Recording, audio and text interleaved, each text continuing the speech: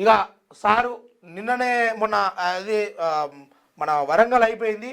ఇక ఈడ అక్రమాస్తులు రూపాయలు 100 కోట్లు. రంగారెడ్డి జిల్లా జైంట్ సబ్ రిజిస్టర్ ఇంట్లో ఏసీబీ సోదాలు. మధుసూదన్ బంధువులు స్నేహితుల ఇండ్ల సహా 7 ప్రాంతాల్లో తనిఖీలు.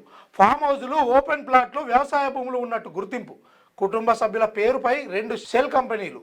భారీగా నగదు, బంగారం, కీలక పత్రాలు స్వాధీనం.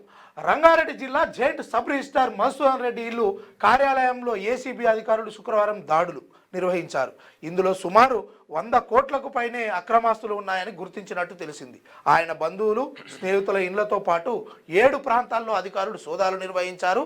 9 లక్షల నగదు, 1.2 కిలోల బంగారం ఆభరణాలతో పాటు కీలక పత్రాలు స్వాధీనం చేసుకున్నారు. అక్రమ సంపాదనను మళ్లించేందుకు కుటుంబ సభ్యుల పేర్లపై 2 షెల్ కంపెనీలను ఏర్పాటు చేశారని ప్రాథమిక విచారణలో తేలినట్టు ఏసీబీ అధికారులు పేర్కొన్నారు.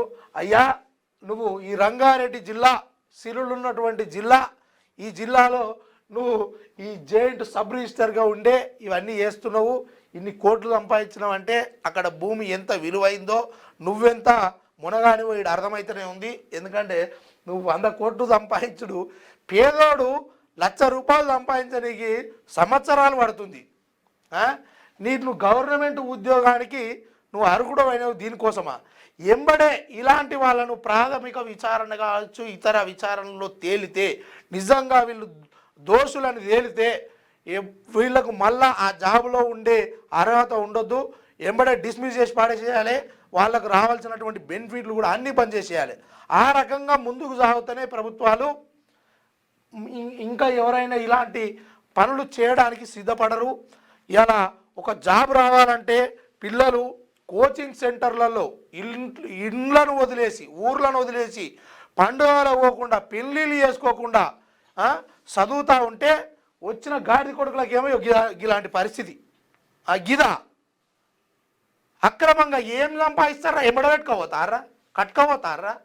ఎన్ని సంవత్సరాలు బతారా? రోజుకో 5,000 ఖర్చు పెడతారా? 10,000 ఖర్చు పెడతారా? మీ పిల్లలు, వాళ్ళ పిల్లలు కుసుండి తినేంత ఆస్తులు సంపాదించి ఏం చేసుకుంటారా? రోగాలు, నొప్పులు వీటితోటి మీరు తింటారు. పొద్దుగాల లేస్తే కన్నింగే వారమే.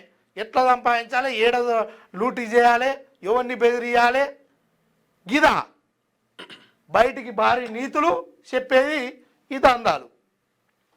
దొంగన కొడుకులు.